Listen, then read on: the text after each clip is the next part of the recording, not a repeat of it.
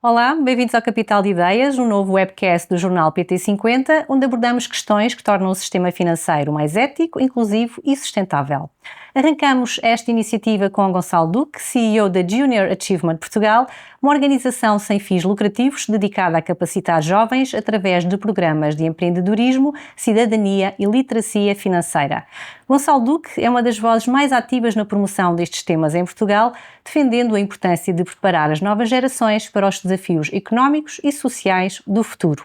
Tem como mote: a educação é o caminho para o sucesso. Olá, Gonçalo, muito obrigada pela sua presença. Queria começar precisamente por aí. A educação financeira consegue, de facto, transformar vidas?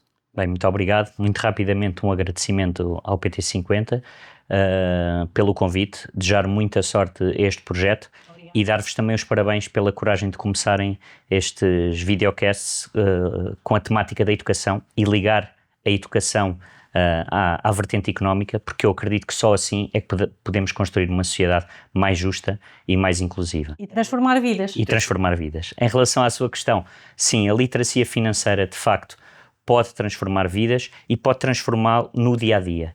Ou seja, quanto mais ferramentas nós tivermos, quanto mais ferramentas os alunos, os jovens em Portugal tiverem, maior conhecimento tiverem de como podem gerir os seus próprios orçamentos, que decisões financeiras poderão tomar no futuro e que encargos é que poderão ter, quanto mais informados estiverem, melhores decisões tomarão. Quanto melhores decisões tomarão, a nossa economia também se vai refletir, obviamente, e vai ter um fluxo positivo por causa dessas decisões informadas. Ao contrário, também é real, infelizmente, e nós podemos ver principalmente em anos de crise, em situações de crise, principalmente nas franjas mais vulneráveis, decisões financeiras mal tomadas acabam por ter depois consequências catastróficas. Portanto, realmente tem um peso muito importante ter literacia financeira, não é? Então agora fazemos aqui um retrato da situação em Portugal. Como é que estamos em termos de literacia financeira? Bom, em termos de literacia financeira, em termos gerais e recorrendo a dados do Banco de Portugal de 2023, ao nível da OCDE nós podemos considerar-nos a meio da tabela, mas nomeadamente em relação a jovens, e aqui já recorrendo ao PISA, também um estudo da OCDE e que fez um estudo comparativo entre 2018 e 2022, e questionou jovens de 15 anos em 2018 e 2022, e o que podemos ver é que o grau de literacia financeira infelizmente baixou nos jovens portugueses de 15 anos de 2018 para 2022. Apesar de, em alguns de indicadores base, estarmos também a meio da tabela, o que podemos considerar é que quando falamos de questões mais profundas em termos de literacia financeira, o desconhecimento é muito maior, e os dados dizem-nos que, apesar de cerca de 80% terem conhecimentos básicos, depois, quando passamos para dados mais concretos, só 6% dos alunos de 15 anos tinham esses conhecimentos, muito inferior à média europeia. Esta situação torna-se ainda mais problemática, a meu ver, porque de facto nestas questões de literacia financeira outras assimetrias são também bastante evidentes. E aqui falamos alunos provenientes de contextos socioeconómicos desfavorecidos têm menos conhecimentos de literacia financeira. Questão de género, e estamos em 2025, por isso é pouco perceptível que isso aconteça, continuam a ser bastante patentes. Os alunos rapazes de 15 anos tiveram cerca de 7% mais de respostas melhor sucedidas do que as alunas, e é uma questão que eu acho que também é importante. E depois outras assimetrias que também têm a ver com alunos imigrantes ou filhos de imigrantes tiveram também resultados mais baixos do que alunos provenientes de contextos mais favorecidos. E é aqui nestas assimetrias que eu julgo que é importante trabalhar. É aqui que nós, Junior Achievement, enquanto organização que trabalha, como referiu, literacia financeira e empreendedorismo, pretende trabalhar, e pretendemos fazê-lo com o conjunto de mais de 80 associados e parceiros, empresas associadas e parceiras que temos e trabalhamos de norte a sul do país para combater essas assimetrias. Porque se não forem vocês a fazer também este trabalho, ou seja, não há esta componente nas escolas, não é? Em termos teóricos, e tem vindo a ser um trabalho que tem vindo a ser feito, também gostava de ser justo, e os referenciais de educação existe um referencial próprio de literacia financeira e por isso as escolas já são convidadas a fazer este trabalho, mas não existe uma obrigatoriedade. E quando fazemos esta comparação com outros países da Europa, com a maioria dos países da Europa, aliás, não só da Europa, de toda a OCDE, o que vemos é que existem noutros países, na maioria dos países, nas idades entre os 10 e os 15 anos, já um conjunto de conteúdos obrigatórios que são lecionados e, na verdade, em Portugal isso não existe. Existem algumas disciplinas de terceiro ciclo, por isso, do 7º ao 9º ano, entre os 12 e os 15 anos, esse aconselhamento, mas não essa obrigatoriedade. E depois existem algumas organizações, nós, que tentamos trabalhar as questões do empreendedorismo e literacia financeira e ligar esses dois mundos desde os 6 anos de idade até à universidade.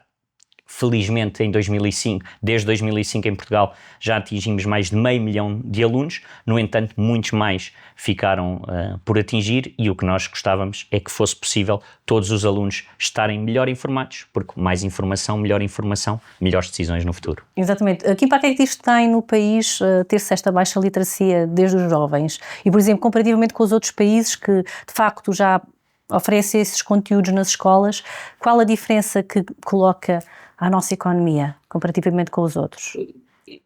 Eu acho que a nossa economia, não sendo um especialista, estando muito mais ligada à área de educação, estando concentrada na área metropolitana de Lisboa e na área metropolitana do Porto, acaba por acontecer que o resto do país acaba por ter muito menos acesso e depois todos estes dados, quando são feitos a nível nacional, acaba por existir uma grande discrepância. Ou seja, nós temos alguns alunos que têm de facto essas oportunidades, temos alguns jovens que têm de facto esse conhecimento, não é o suficiente e mais do que tudo, o facto de existir esta assimetria, de existir uma grande diferença de conhecimentos entre jovens, é mau. Comparativamente com outros países, o que eu acho que existe é um conjunto de medidas que ainda têm que ser feitas, uma ligação entre a sociedade civil e o Ministério da Educação, que tem que ser muito mais efetivo e temos que fazer uma ligação direta entre aquilo que o mercado de trabalho, que a economia precisa e aquilo que é de facto aprendido nas escolas. E isso é feito na preparação para o mercado de trabalho, mas também deveria ser feito na questão dos instrumentos financeiros, porque todos estes alunos que hoje com 15 anos responderam a este questionário do PISA são alunos que provavelmente nos próximos 5 a 10 anos terão que tomar decisões financeiras, decisões essas que não devem ser tomadas por impulso, decisões essas que devem ser o mais informadas possível e, na verdade, se nós procurarmos bem, não é fácil encontrar decisões, não é fácil encontrar indicações de como esses jovens podem ter melhores decisões financeiras. Aliás, a maioria dos jovens, quando entra numa instituição bancária para fazer o seu primeiro empréstimo bancário, para a aquisição de casa, etc., tem um total desconhecimento de quais são sequer os documentos que precisa e tem que ter um contrato de trabalho, enfim, o conjunto de indicadores que precisa para fazer esse empréstimo, que é muitas vezes um empréstimo mais longo e mais volumoso que esses jovens têm que fazer. Exatamente. Isso influencia também o tipo de investidor que temos em Portugal. Portugal é conhecido por ser um país muito conservador, comparativamente com alguns países da Europa, e então, relativamente aos Estados Unidos, é uma grande diferença. Ou seja, apostamos sempre nos mesmos produtos tradicionais, o crédito de habitação, os certificados de aforro. Que impacto é que isso tem também a nível nacional? Eu acho que é óbvio que quanto menos riscos nós temos, maior também é a probabilidade de não termos um elevado retorno. Mas trazendo aqui um bocadinho para o lado da educação e sendo a Junior Achievement uma organização internacional e tendo eu contacto com outras realidades, com outros colegas de outras partes do mundo, o que nós dizemos muitas vezes na educação e que está ligado à economia, aliás, esse chavão vem até da economia, é que nos Estados Unidos o espírito empreendedor e o espírito de risco existe, mas também porque existe a probabilidade e a possibilidade muito maior de ter sucesso, e na Europa a questão legisladora, a questão mais conservadora também faz com que seja mais difícil tomar algumas decisões arrojadas. Aqui o que eu gostaria de juntar é o facto de existirem também cada vez mais acesso a instrumentos financeiros e a ferramentas financeiras à distância de um clique. E muitas vezes ditas e muitas vezes oferecidas de uma forma algo perigosa para os jovens, com informação e com a promessa de retorno fácil e retorno imediato, e por isso os bons instrumentos financeiros, os bons investimentos financeiros acabam por sair prejudicados por todo este conjunto que anda a gravitar à volta e que não é mais do que esquemas que faz com que muitas vezes se percam poupanças, se percam economias, ou que não se permita que exista um investimento mais informado. Mas isso também tem a ver voltamos à questão da literacia financeira. Sempre. Temos Sempre. as criptomoedas agora, não é? Está a falar dessas questões, temos investimentos tokenizados, enfim, há uma série de novos conceitos. Isto, para um país de baixa literacia financeira, é um risco não só para os investidores, mas também para o próprio país, não? É um grande risco e voltamos sempre ao início. Ou seja, se a maioria das pessoas das nossas gerações têm conhecimentos rudimentares de literacia financeira, não podem ser bons aconselhadores das próximas gerações e muitas vezes não são. Se não existem bons conselhos e se não existe nas escolas uma passagem de informação rica sobre estes temas, as decisões vão ser tomadas por impulso, vão ser tomadas por influência, e aqui a questão das redes sociais, o digital é muito, muito importante, e a literacia financeira em Portugal tem um caminho muito grande para andar, tal como a literacia digital. Exatamente. Falou aí na parte das escolas, nós somos um jornal para o setor financeiro. Que papel é que os bancos, as seguradoras, as fintechs podem ter para ajudar a promover a literacia financeira?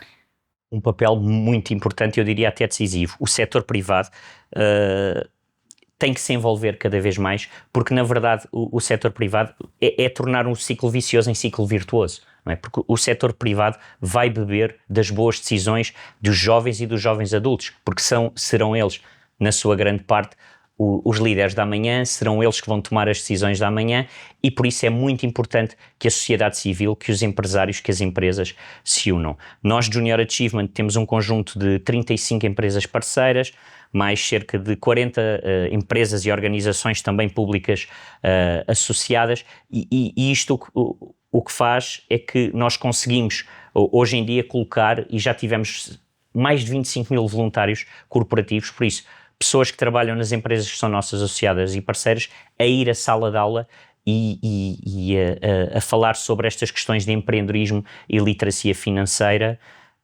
para os alunos. Agora, o papel que podem ter é reforçar o papel de organizações como a nossa, e é ter algo que hoje em dia já se começa a ver no nosso país e que me agrada de sobremaneira, que é ter uma influência local. Ou seja, cada vez temos mais empresas que, quando não estão localizadas em Lisboa ou no Porto, tentam trabalhar junto das escolas dos seus municípios, das suas regiões, até porque acabam também por favorecer os colaboradores que trabalham nessas empresas e que têm os filhos nessas escolas. Por isso, as empresas envolverem-se, a sociedade civil envolver-se para que nós consigamos aumentar os nossos níveis de literacia financeira é de facto fundamental. Mas não só apoiando associações como a vossa, não é, que apoia os jovens, mas também na sociedade, que papel é que estas instituições podem ter para promover a literacia financeira? Conhece algum, falou aí, que fala com os seus colegas de outros países? Há exemplos interessantes que se podem seguir, de boas práticas, por exemplo? Sim, há muitos exemplos disto que eu referi anteriormente, ou seja, de empresas que quase que apadrinham regiões e que tentam encontrar um conjunto de iniciativas, promover um conjunto e na área de literacia financeira, webinars, sessões de esclarecimento, o facto de nós conseguirmos muitas vezes apadrinhar antes da tomada de grandes decisões é de facto importante. E aqui temos que dividir o facto de, quando nós tomamos decisões financeiras, existem dois grandes tipos de decisões financeiras: as decisões financeiras que nos permitem fazer a aquisição dos bens que nós precisamos para o nosso dia, depois existem os instrumentos financeiros ligados mais à área de investimento. O que eu acho é que Portugal, enquanto não resolver de vez a primeira parte e ligada aos bens que nós precisamos para o dia-a-dia, dificilmente conseguimos ter um conjunto de pessoas maior a tomar boas decisões financeiras de investimento. E depois, falando no ciclo virtuoso, quanto melhores decisões financeiras ao nível do investimento nós tomarmos, mais riqueza conseguimos captar para o nosso país e conseguimos ter melhores indicadores e melhor nível de vida, que acredito que é o objetivo final. Para ser uma causa nacional, não é? Portanto, o papel é que o Estado deve ter aqui nesta questão de promover a literacia financeira? Na minha opinião pessoal, o Estado deve ter um papel agregador. Ou seja, o Estado tem que tentar continuar e dar ainda mais e melhores ferramentas às escolas, aos professores, para que eles possam também ter essas ferramentas para passar aos alunos. Porque legislar, encontrar, e já existem, como referi, referenciais de literacia financeira, é um passo decisivo, é um passo muito importante, mas é depois preciso passar à ação, passar à prática. E onde eu acho que o Estado, e nomeadamente ao nível da educação, pode fazer ainda mais e acredito que o está a fazer e que vai fazer cada vez melhor, é tentar mitigar estas assimetrias que existem. Porque eu considero, e estando-me a repetir, mas acho que é mesmo relevante, eu considero que estas assimetrias que existem regionais e também, nomeadamente ao nível da classe socioeconómica dos alunos, é que faz com que exista um gap, e esse gap é um ciclo que se vai perpetuando, é um ciclo vicioso e é um ciclo que vai fazendo com que não exista mais e melhores investimentos e por isso acredito que sim, que o Estado, o Ministério da Educação nomeadamente e também o Ministério da Economia e das Finanças, e aliás o Ministério das Finanças tem estado a fazer um plano nacional de literacia financeira, do qual nós também fazemos parte e existem N instituições, muito para tentar que estes instrumentos cheguem à escola. O que é preciso é que depois também quem está na escola no dia-a-dia, nomeadamente professores, consigam ter as ferramentas essenciais para que consigamos. A questão é também, os adultos em Portugal também não têm essa literacia financeira, portanto têm não só que formar os jovens, mas também os professores, formar quem forma. Esse é o desafio também. Sem dúvida.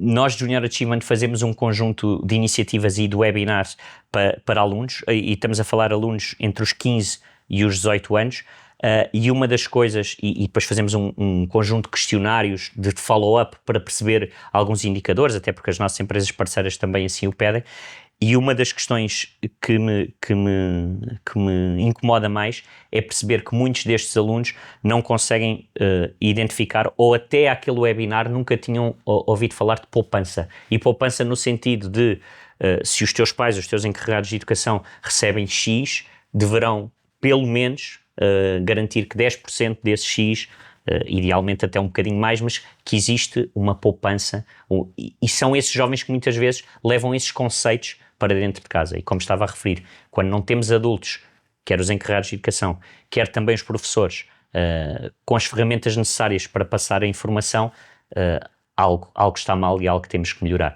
Mas deixe-me só fazer aqui também uma defesa dos professores, porque acho que é importante. Nós temos muitos e cada vez mais professores interessados nestas matérias. Todas as atividades que nós fazemos ligadas com literacia financeira, nomeadamente exposição para os alunos destes conceitos, têm muita adesão por parte dos professores.